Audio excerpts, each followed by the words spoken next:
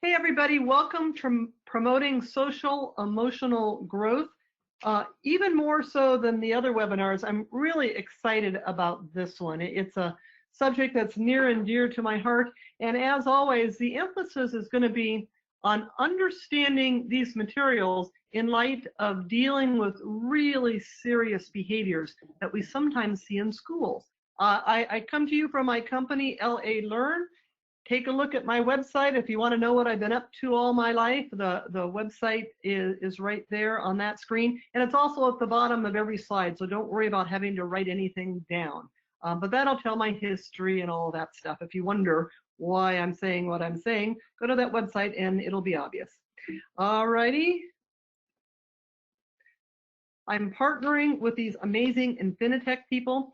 They have done professional development for paras and for all kinds of educators, special ed and gen ed for decades. They are amazing people, and I'm really fortunate and proud to be part of what they do. Alrighty, we've been starting off each webinar with just some thoughts, given that this pandemic, COVID-19, has knocked us all for a loop, I think. So I'm going to start off with a bit of a confession. This last weekend was Easter weekend. And whether you see this as a religious holiday or a good chance to buy lots of chocolate, I don't know. But for many of us, Easter weekend is a holiday time, and it's a time with family and friends and lots of eating. And in my family here, typically in rural Kansas, we would be full of grandma and grandpa and Aunt Lynn, and the kids come home from wherever they are, and their young friends come with them. And the house would just be bustling with activity and kind of tension, but lots of fun. Well, I woke up Saturday morning and I was feeling sorry for myself. And I know that's ridiculous. Compared to others, I've got a really good situation here. But there I was, a little bit wallowing in self-pity. And I thought, you know what? We can go ahead and do a lot of the stuff we used to. Obviously, we're quarantining. We can't have the big house full of people. But I got up and I said to my husband, why don't we just cook anyway and make late plates, which has also become something of a family tradition. We'll make late plates and we will do social distancing, of course, but we'll deliver the late plates to all the people who are accessible in Lawrence. And that's what we did. So all Sunday was spent cooking and baking. And then we had our own little feast, my husband and I. And then we packed up all those late plates and we took them in to people. And from a distance, we would leave things on porches and then stand back and wave. And it was really cold in Kansas that day. We've had a little snap back to winter weather, but it was fun. And it helped me to connect. And we did things that we loved and enjoyed just in a different way. So I'm guessing a lot of us were navigating what is usually a family or friend weekend this past weekend. And I'm wondering, what did you do or not do differently? How did you manage a weekend that usually might have been a lot different in your household? What did you do to kind of make it a joyful celebration anyway? Because I'm sure we're not the only ones. So if you've got ideas you want to share, put them in the question box, and then Tim will do his wonderful magic and kind of look those over, and we'll share your ideas at the end of this presentation. But the whole thing is life not as usual these days, right? Okay. Moving on to content having to do with social emotional growth. This is a topic that I needed to think about so much because there is so much out there, and I've thought about it for 30 years now. And I feel like I'm never quite getting it right for a number of reasons. So the learning objectives have been carefully put in this order. We're going to talk about character development, personal development, social development. Then we're going to put extreme behaviors associated with stress, anxiety, and trauma within the context of those bigger issues. I've tried hard to make sure that what these webinars talk about are reflective of what is in the webinar description. And you guys have chosen to spend an hour of your time with me looking at this stuff. I want to make sure that you know that we're going to get to stress, anxiety, and trauma, because those are key words we're all hearing a lot about. But first, we're going to talk about the broader issues. There's no download other than the PowerPoint. If you want to go ahead and download that, that's okay. It's not necessary to benefit from this webinar, but the PowerPoint is available. Sources. Boy, did I think a lot about this. The field of neurology is just bursting with information. New stuff coming out weekly, almost daily, about what's going on in our brains and how our brains and how the neurological aspects of our mental and physical well-being influence our behaviors.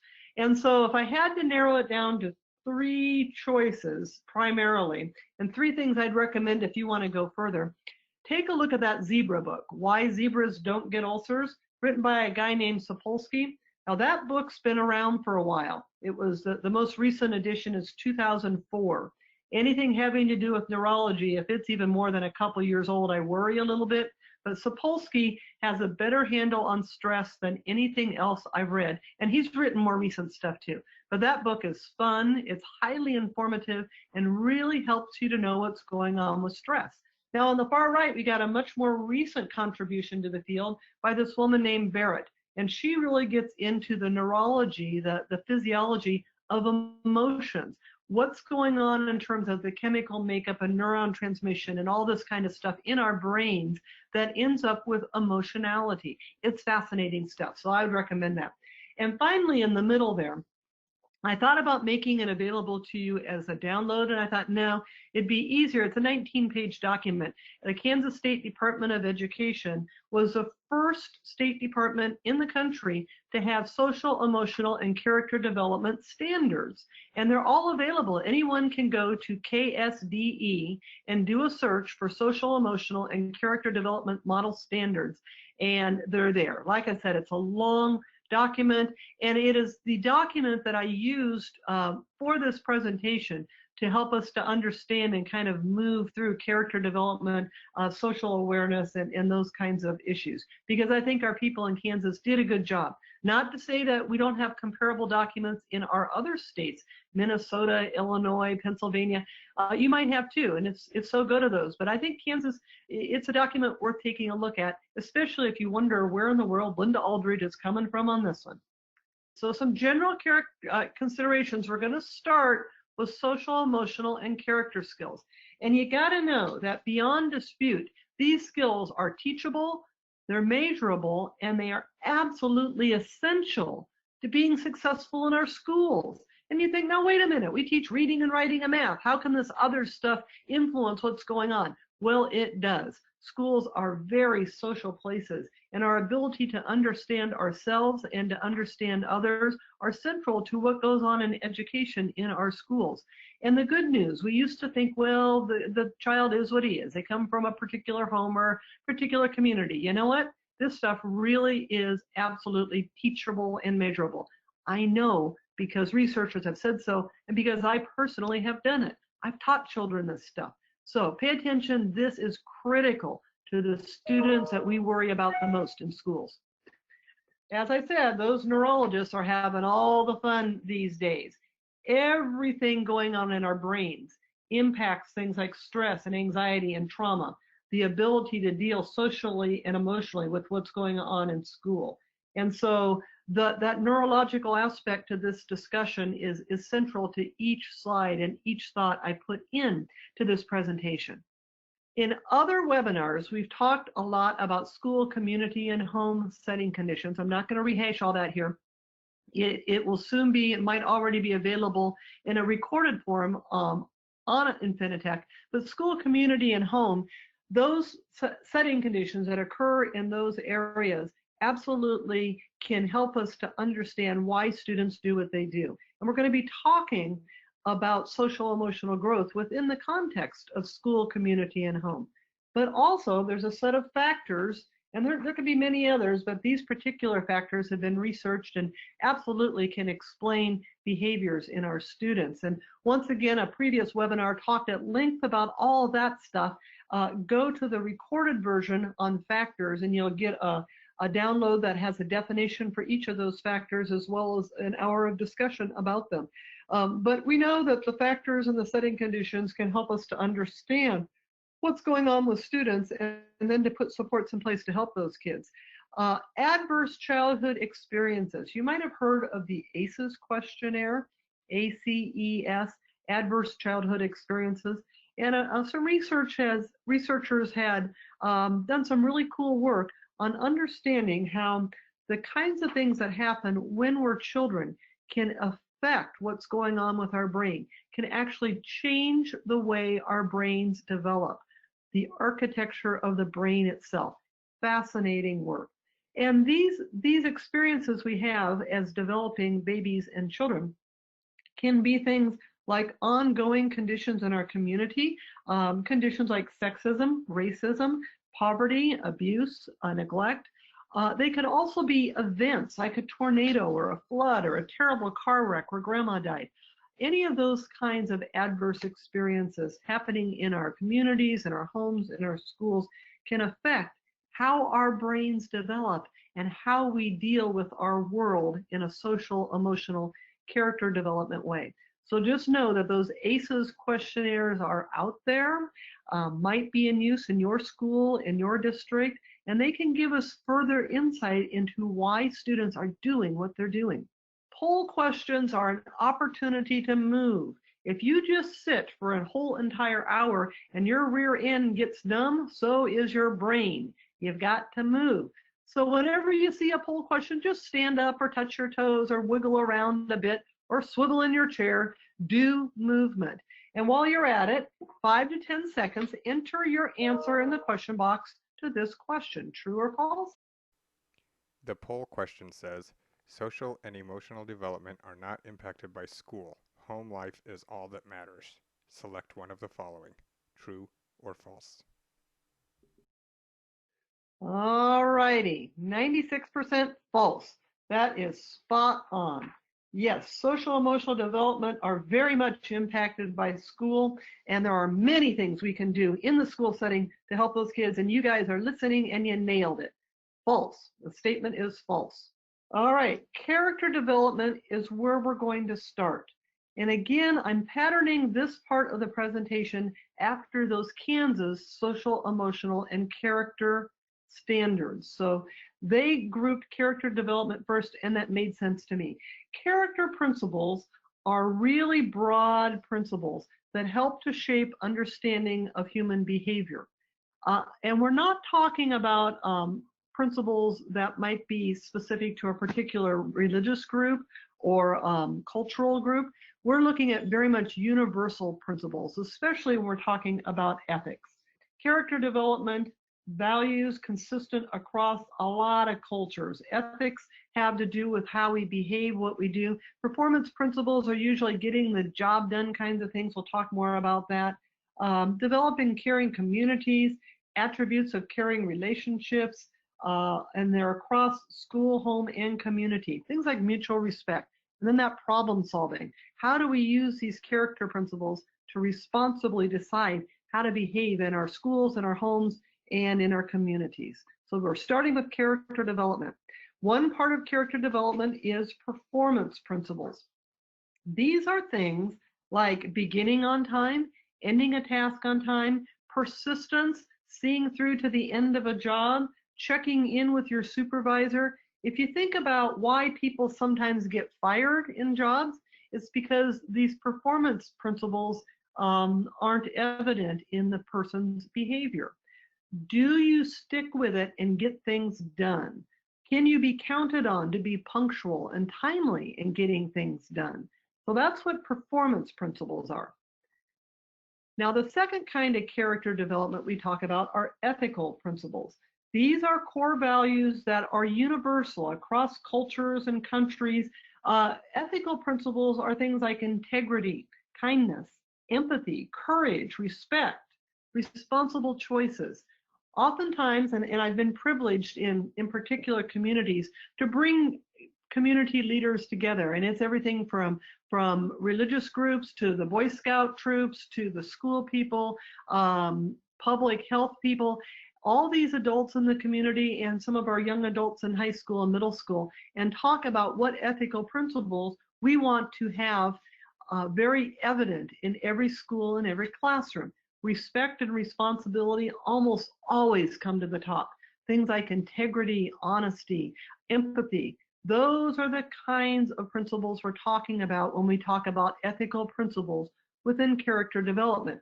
And once again, the key is that these principles are taught, they are modeled, and it absolutely can impact how students behave in schools, especially when the adults are all teaching and modeling the ethical principles they agreed upon.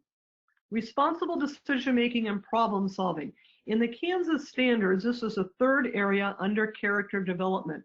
This is where we teach students to take a look at what's going on with their core values, their core principles, ethically and performance character, and make decisions about how they're going to want to manage their lives. Now, the two boys on the left on that skateboard, I don't know if they're in a near-death experience, but they look like they're having fun. They made some decisions to pile onto that skateboard. So we're thinking about responsible decision making. Now, I have to confess, the picture on the right, where we have the baby stroller rolling down a hill out of control, I just really like that picture. But there was some decision making that went into that got them into that situation. And we're hoping that father gets a little spurt of adrenaline there and catches that stroller before it rolls into a street or something like that. But responsible decision making is a critical part of character development. All right, poll question time. Take a look, 5 to 10 seconds, enter your answer in the question box. Which of these is not a core character principle? The poll question says, which of the following is most likely not a core character principle? Select one of the following: courage, respect, punctuality, techniques for binge watching Supernatural. We're not going to binge watch Supernatural and call it a core character principle? Yep, that is exactly right. I don't know that any of us are actually binge watching stuff on Netflix these days. Surely you guys wouldn't be doing that, right? Okay.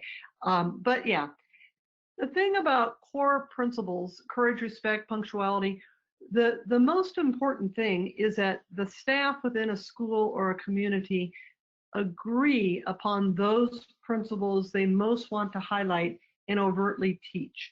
And that's the real value in schools to having a character development program. Now we're going to move on to personal development. And when we talk about personal development, we're thinking about self initially, self-awareness and self-management. The general thought is that first you have to have some awareness within yourself before you can start to manage yourself. And then after that, you have better awareness of what's going on with others. So we start with self-awareness and self-management. Self-awareness, thoughts, mindsets, feelings, behaviors. Self-management might be your practices for managing those behaviors, responsible choices. Are we going to eat the apple or the donut, you know? And what are the long-term consequences if we always eat the donut? So self-awareness and self-management are where we start with personal development. Self-awareness is where we help kids and youth to understand basic emotions and complex emotions. This can get very complicated very quickly. We want them to understand what's going on with themselves in terms of their own level of awareness. If we've got a young girl awake at 3:37 in the morning, what's she worried about right there? What's keeping her awake? What kinds of emotions is she experiencing right now? And how can she make some decisions, personal decisions, to manage those thoughts and those emotions? So first, self-knowledge. Then we start to move to others. So self-awareness comes first. Self-management. How do we manage our own choices? What's going on with our own selves? That hand sticking up out of the water, we cut someone in over their head. Now maybe she knows how to swim and she's fine, or maybe she's about to drown and needs to ask for some help. Do you know how to ask for help? Do you understand when you're in over your head? What about exercise? That young woman on the right. Exercise, the way our bodies respond to exercise is fascinating. And exercise, simply getting our bodies up and moving and staying fit, can have amazing impact, positive impact on how our brains are functioning, on the extent to which we can manage thoughts and emotions, and what choices are we making in terms of our own physical fitness. So that girl on the right who's doing the sit-ups, you know, what choices has she made? What about her self-knowledge and then self-management based upon that self-knowledge leads her to a point where she's doing those sit-ups? So self-management is critical. Now, poll question. Self-awareness typically precedes social awareness, true or false? The poll question says, self-awareness typically precedes social awareness. For example, first you recognize an emotion in yourself, then in others. Select one of the following, true or false. Yeah, you got it. The general thought is that first we need to understand ourselves before we can help others. Think about on the airplanes when they're showing you how to use those oxygen masks. You got to put it on yourself, keep yourself alive before you can help someone else. This has special implications for paraprofessionals and teachers, principals, anyone who works in schools. Because before we can help a child or a youth with their awareness levels, their thoughts, their emotions, we have to know what's going on with ourselves. As an adult, if we're not self-regulated, if we're not kind of figuring out what's going on with our own emotionality, we can really muck it up if we're trying to help another human being, regardless of age. So paraprofessionals, teachers, we have to have a good handle on our own awareness level, our own character development before we can be effective in helping those young people in our schools and in our classrooms. So absolutely true. First comes self-awareness, then we're able to move on to social development. Social development is where we're thinking about what's going on with other people. Okay, look at the girl on the right there. She's approaching two other groups of kids and she seems not to be included. Social rebuffment is a normal part of life. We all experience it. We all experience moments within our families, within our clubs or our activities, within our schooling, where we don't feel quite a part of things, or we might feel that we've been socially rebuffed.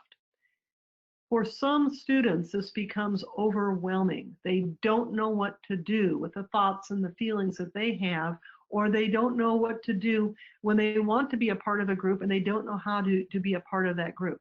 So social development, when we think about social awareness, is absolutely critical.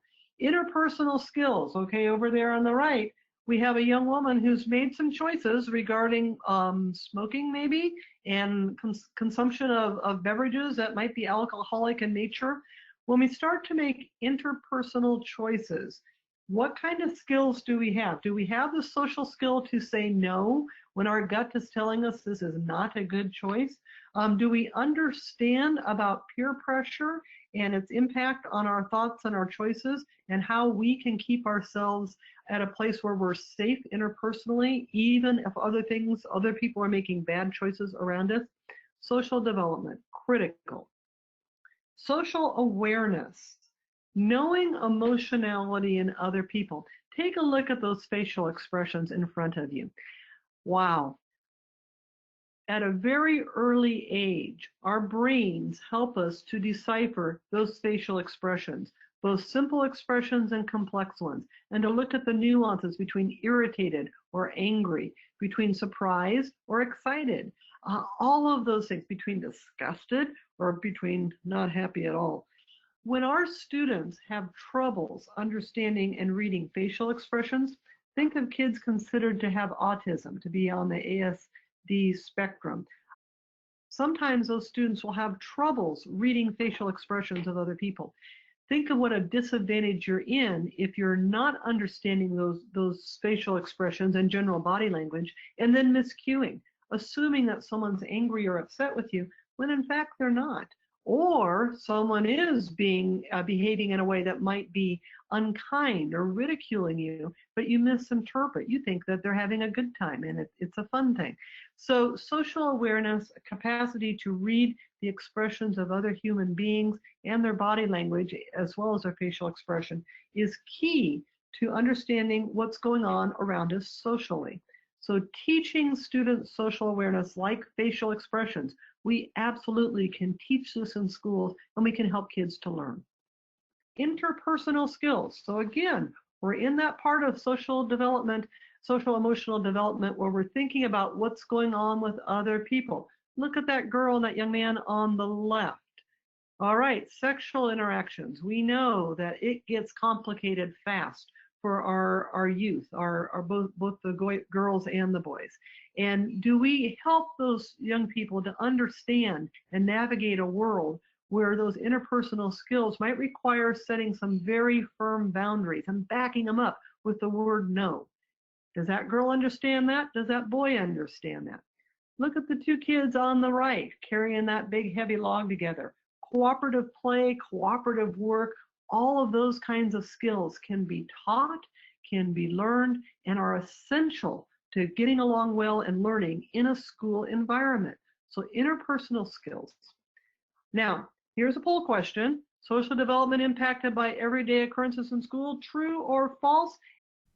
The poll question says, social development is impacted by everyday occurrences in schools. Select one of the following, true or false. Yeah, 98% of you got it. That is absolutely true.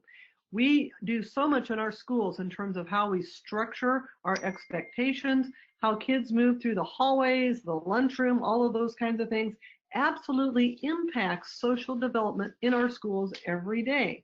And it's not just the common areas like the lunchroom and the hallways and bus behavior, which can be so thoroughly positively impacted by paraprofessionals and others who are supervising in a timely way and interacting with students and being involved and heading off problems before they ever occur, but also social development within our classrooms.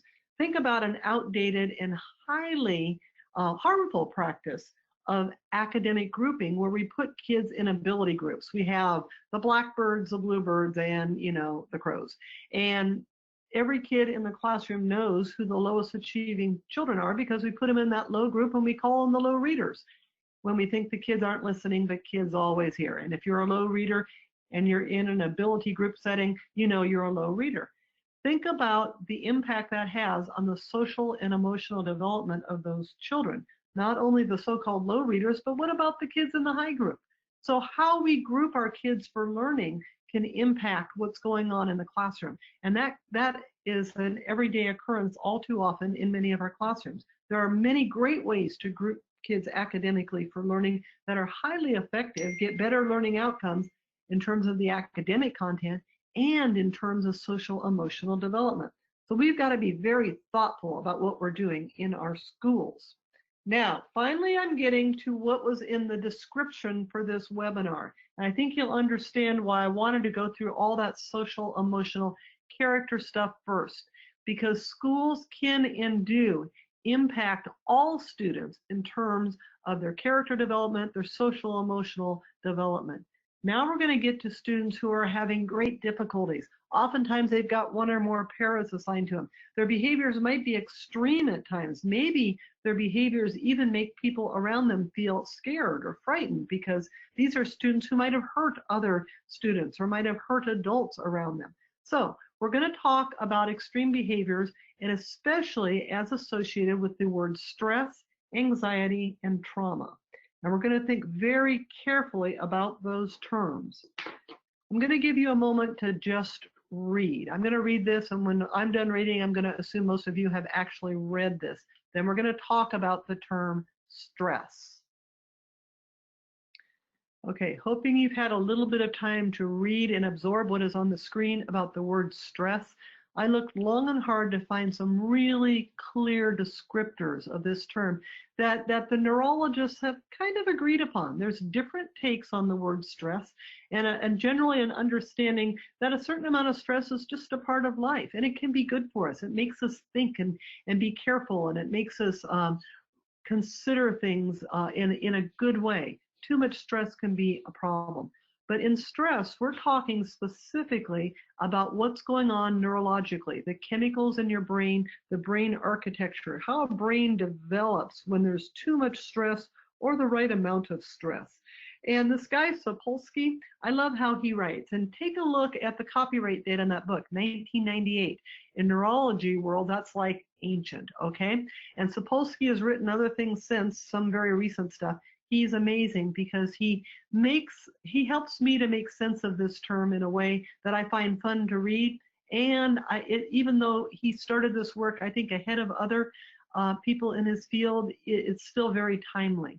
So when we're talking about a stress response, I like that word allostasis, allostatic. Don't you like words where you have to look them up in the dictionary? I know I had to look that one up, and it wasn't in my regular dictionary app. I've got a medical dictionary app on my phone. I recommend you all get it. You can download them for free.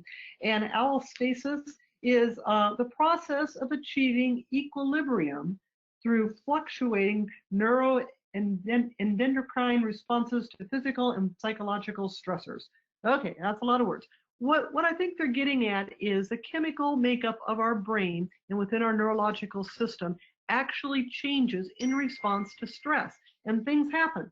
If we're having a stressful experience, it affects digestion, growth, reproduction, tissue repair, sex drive, immunity, pain perception, all of that stuff.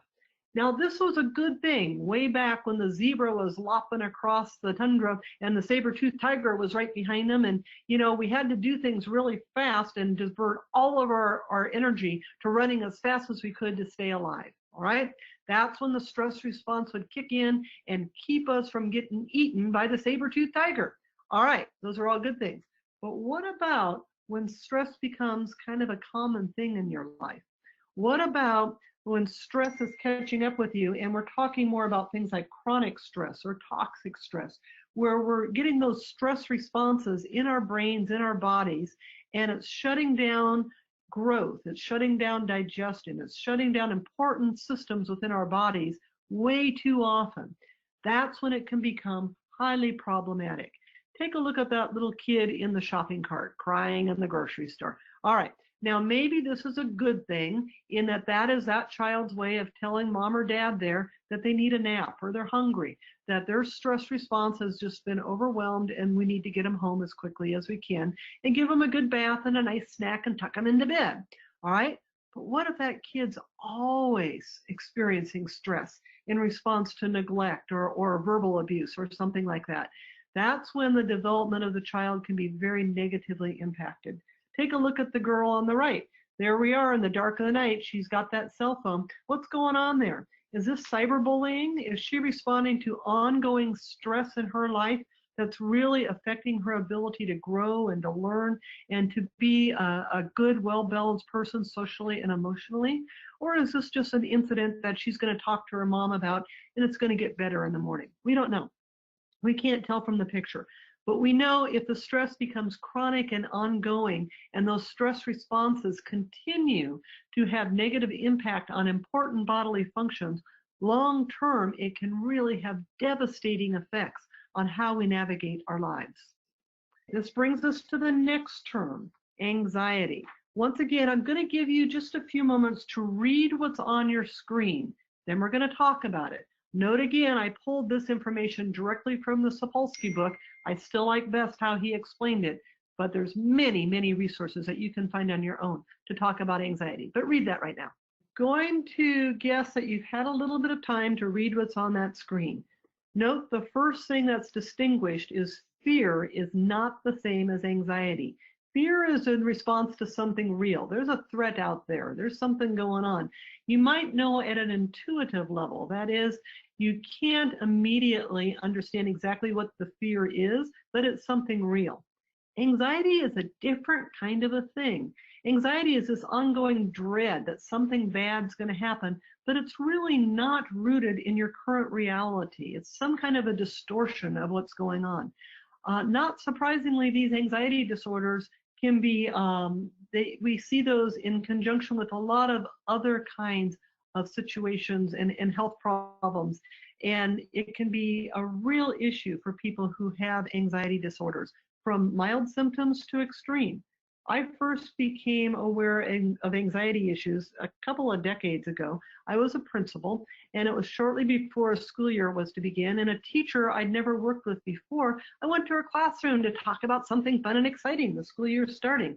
I found her curled up in a closet in a fetal position. I did not know about anxiety. I didn't know about panic attacks. I didn't understand what was going on with her, and I didn't know anything about her. And so my choice at that time was to just give her a little bit of room and not judge. And I came back a little bit later, and she explained to me that she had an anxiety disorder and that she was going to be okay, and that sometimes she needed a little extra time. and some other kinds of supports. And we had a great working relationship, and she was, by the way, a brilliant teacher. So anxiety can affect adults as well as children. Sometimes medication, therapy are a part of what's needed to help people with anxiety disorders. Absolutely, there are situations within schools where we can help kids with anxiety issues by either rerouting them away from situations that cause anxiety, or helping all kids in the school by really thinking carefully about supervision and noise levels and lighting, those kinds of things that can help kids and adults with anxiety issues. Okay, so think about anxiety, especially when I think about adults and adolescents and youth, social anxiety. Look at the facial expressions there. I don't know for sure from those pictures that they're dealing with social anxiety of some sort, but they sure could be, okay? And we know as adults, we can read these kinds of expressions in children's faces, and we know to take that very seriously. When we see a student who looks anxious, looks worried, that might be a time to say, hey, what's going on? Or if you've got that good solid relationship with them, it might be just a time for a hug, back when we're beyond social distancing, that is, or saying, hey, come with me and let's just take a break in the hallway for a while. Okay? Anxiety. Trauma is quite the buzzword these days. Trauma-informed practices, trauma-sensitive practices, trauma. We're hearing it all the time. And I had a good friend and colleague ask me once, well, what is really trauma responsive about what you're doing? Good question. Sometimes we just tuck that term trauma in there, and what we're doing isn't really anything different in terms of practices. And this, of all the terms, is the one I had the most difficulty finding a definition that I think speaks best and most clearly to what happens in schools. So take a moment and read that definition of trauma on your screen right now. Okay, so are you with me here? When we're saying a child has been traumatized or experienced trauma, we're talking about, I think the key word there, overwhelmed. The capacity of that person to deal with the situation in a realm that we might call normal it's simply not there. They are completely overwhelmed, traumatized. Now, the thing about trauma is that trauma can be associated with an immediate ongoing circumstance, like a child who's dealing every day with racism and poverty, okay, can over time have traumatic impact. Trauma can be associated with particular events that happened so long ago, the child may not understand fully what that event was. It could be a deeply embedded memory. It might be a memory of witnessing a murder or some kind of physical assault. Over the years, I've dealt with some situations where children have experienced horrendous things that in my lifetime I've never ever had to deal with and probably never would. And when students are exposed to traumatic events, it absolutely can change the architecture of their brains.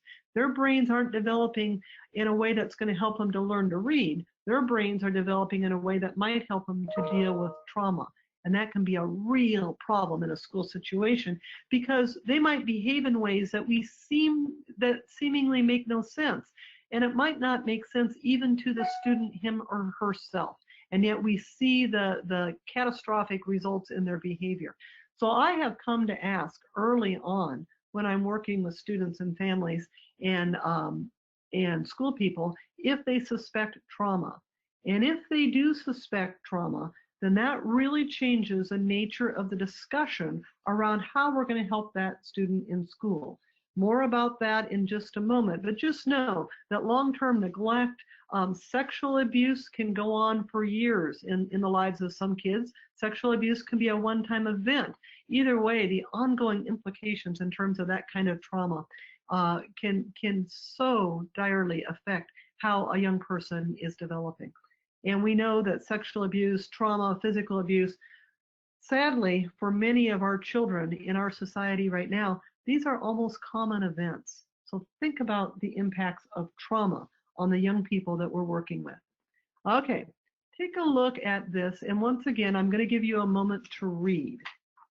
This particular slide gives me hope because there are so many things we can do in our schools and our communities and our homes to help children who have experienced trauma. But it doesn't happen overnight. And early intervention counts. The sooner we can get to the child and begin therapy or whatever kinds of supports that child needs, the sooner we can partner with our mental health people, the better, because that's how we're going to help these children to move beyond their trauma experiences. Poll question: stress, anxiety, trauma mean different things and should not be used interchangeably? True or false? The poll question says, the terms stress, anxiety, and trauma mean different things and should not be used interchangeably. Select one of the following, true or false. 73% said true. I'm a little worried about the false ones. When I do this webinar again, I'm going to have to do a better job, because that is absolutely a true statement. Those three terms, stress, anxiety, and trauma, I'm inviting you to use those terms very carefully. And as educators within the school, as paraprofessionals, to really think about what they mean. Stress is a stress response. It's biological. It affects what's going on. Anxiety is one way that stress can become overwhelming, where we're responding to things that aren't real. We're worried about things that aren't really likely to happen. And trauma is where we are totally overwhelming the stress response. So most of you got that, and all of you, please use these terms carefully, because they do mean different things. And I can see why some of you thought that I'm kind of getting at the same thing with all three. But stress, anxiety, and trauma really are terms I'm inviting you to use carefully and understand the meanings and the differences between them. When trauma is suspected, one of my key questions when I'm asked to go into schools or classrooms and help to put together plans for kids whose behaviors are extreme, I've started early on to ask, do you suspect trauma?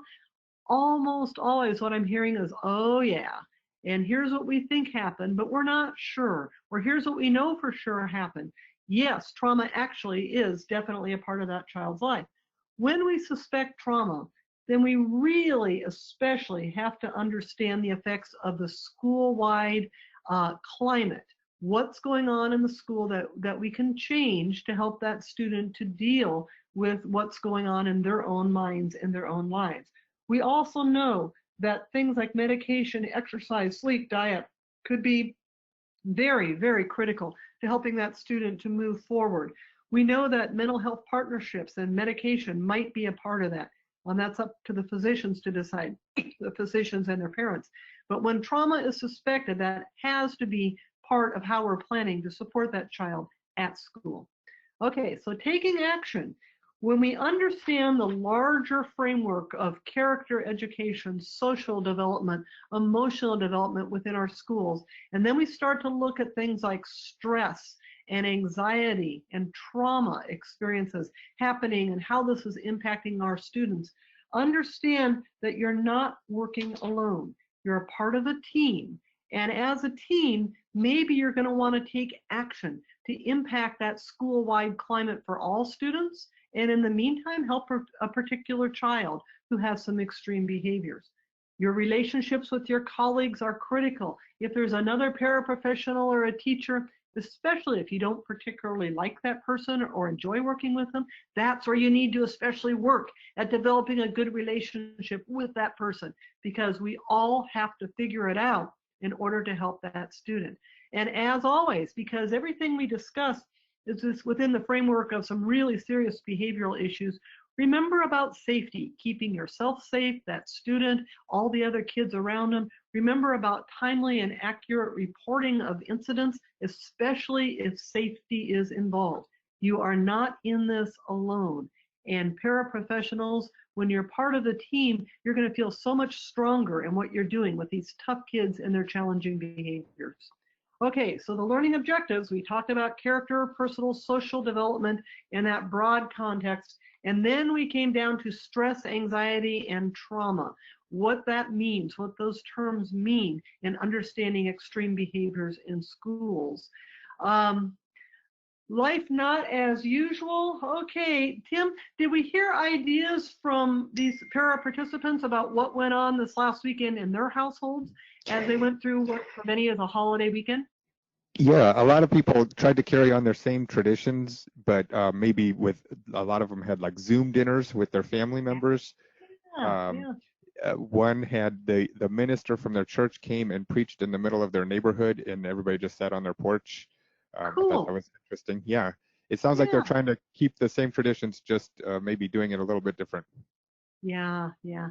It's just such interesting times. And I plan to reschedule too. We're going to have that feast with all the family and friends when the quarantine thing is done with. But you just have to take a little bit different approach in the meantime. So that's cool. Those are good things to hear about. Thank you, Tim. Now, questions. I really like this picture when we're talking about stress, anxiety, and trauma. From a motherly perspective, I'm not sure which student to worry about most, the one on the bicycle going up the ramp or that kid oblivious reading a book on the other side. But what questions do we have, Tim? I actually just have a couple. Tracy wanted to know, what are your feelings on a calming room? A calming room. Oh, and sometimes I've heard of sensory rooms too. I don't know if Tracy means the same thing, but a calming room or a place where students can go to just sort of chill out can be a wonderful thing. And it can even be an area within a classroom. But I think the key is it has to be a choice. If the so-called calming room is really a place where we isolate or seclude kids, then kids see right through that, right? If a calming room is a place where a child can choose to go, where they can have control over the lighting, music, sensory experiences, so they can adapt that room to what they personally find calming. Sometimes for students, especially with social anxiety issues, the most calming thing is to just get away from people for a few minutes. And so the calming room needs to be a safe place where they can go. And yet adults can be close enough that if the student starts to engage in self-abusive behaviors or something unsafe, we can kind of swoop in and help them. So the calming room can be a wonderful thing in a school if it really is a calming room and it really is used for student choice and based upon unique student needs. A great thing to have available in a school. Yes. Okay. Does depression always coincide with anxiety? No, not always, but oftentimes we can have depression be a part of anxiety or trauma. And that's where I didn't get too far into the Barrett book, How Emotions Are Made. But that woman, man, she wrote some things about how it will be so cool when we finally get to the place where we don't talk about mental health like it's something separate from regular health, that we just talk about health, that what's going on in our brains neurologically, all the chemicals and connections and synapses and this and that, it's just a part of health. And so depression can definitely be triggered by certain kinds of things having to do with stress responses. Oftentimes we're going to see those conditions commingling within a student. And that's where the mental health people, physical health people can help us to figure out how best to treat things like depression. Medication might be a part of it. Diet, exercise, healthy relationships with caring adults, therapy, ongoing therapy, play therapy for children. All of those things could be important. And so no, depending on how the health professionals want to classify it, they may or may not see both stress problems and depression, but oftentimes we will see both. Okay, I had one that was sort of a statement slash question. She's curious how adversity can scar the DNA, our DNA. Oh man, that gets into fascinating stuff. What we're finding is, and in that quote, it mentioned that, I didn't highlight that in the discussion, but adversity, adverse experiences can actually be transmitted to our children. And I'm not talking the stuff where it's transmitted through how we raise them environmentally, but actually in the DNA that is in the child. There have been studies done where communities had extreme situations like starvation. An entire community nearly starved to death. In fact, a bunch of them did. And the survivors, their children had similar characteristics based in DNA, even though those children never experienced food insecurity. So there's more and more we're finding out all the time about how these adverse experiences are passed down generationally. Children who are adopted into different families and were never raised by the adults who experience directly the adverse circumstances can have through their DNA similar kinds of problems. It's a fascinating area of neurology. I have a lot of follow-up questions about the sensory or calming room. Ah. How do you feel about putting a child in a quiet room that's padded for to go to when they're out of control or having an episode of hitting or kicking? Yeah, let's be careful to differentiate between a quiet room, calming room, sensory experience room versus a process called seclusion. In Kansas and across the country, there's a lot of stuff going on around seclusion and restraint, oftentimes called emergency safety interventions. And we're going to be doing a couple of webinars just on seclusion and restraint.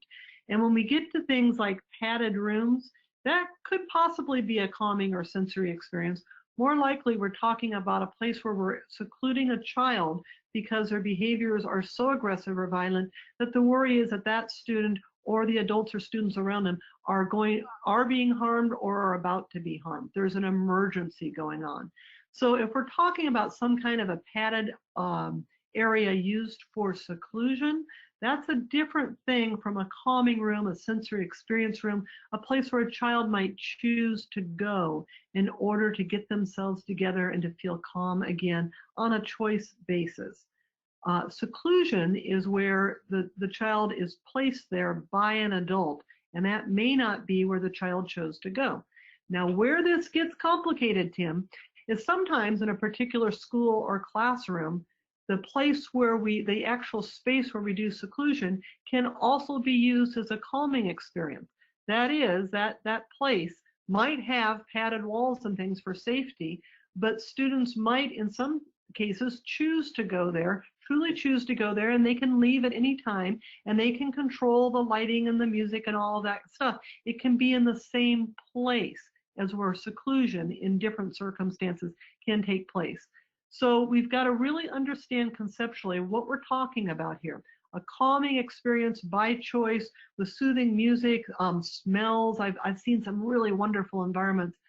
That's a different thing from placing a child in a seclusion setting with padded walls so that they're not likely to, if they're engaging in headbanging, for example, or trying to hurt others, where it will make it more likely that everyone can stay safe when the child's behaviors are highly aggressive. Boy, that's a whole other area. You need to tune in for the emergency safety intervention webinars on that stuff. Yeah, thank you for making that distinction. I agree with that. Just one, we have time for one last question. I'm going to kind of combine a couple questions here. This shutdown with the schools that we're having, do you think that that's going to affect the mental health of students? And then also, how is it affecting students with autism that have routines that are being disrupted? Not surprisingly, a paraprofessional would ask that question. Our hearts go straight to the most fragile kids we know are out there. What we're seeing on the news, at least in Kansas, are the heartwarming stories, and I love them too, of where teachers and paras are out there delivering packets and connecting via Zoom and this and that. That's cool. But what about the children that are in situations that were never very good to begin with, or have disabilities like autism spectrum disorder, where they so depend upon those school people to maintain relatively small amounts of progress, but that progress is only coming about because of really carefully developed specific instructional methodology. Do I think these children are being negatively impacted? Yes. Hopefully in the fall, schools will reopen. We're not quite sure when, but hopefully as soon as possible. And I think we're going to see in some of our most fragile learners, I think we're going to see some regression. And it's going to be hard. And some of our children who are dealing with trauma, if the families, if the places where they live are also places where they might be continuing to experience abuse or neglect, boy, that's going to be tough. We know that this kind of regression happens over the summer months with our most fragile children. And what we're seeing right now will be an extension. That period of time is simply being elongated significantly by the school shutdowns.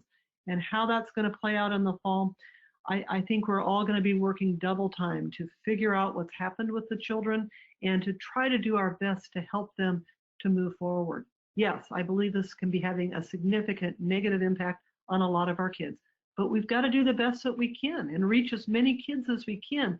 And those hopeful stories are good and heartwarming. Speech therapy being delivered via the internet and all of this stuff. So many of our kids we can reach and we can help. And I think in the end, that's just going to it's going to highlight the importance of the work that paraprofessionals and teachers do every day in the lives of these children. All right. We are out of time. Linda, I want to thank you for the wonderful information. I want to thank all of you who joined us this morning. I hope you learned something. I saw a lot of comments about how people are going to take this information and share it with their colleagues and their principals. So again, we appreciate your time. All right. Again, thank you, Linda. Thank you, everybody, for joining us, and hope to see you soon.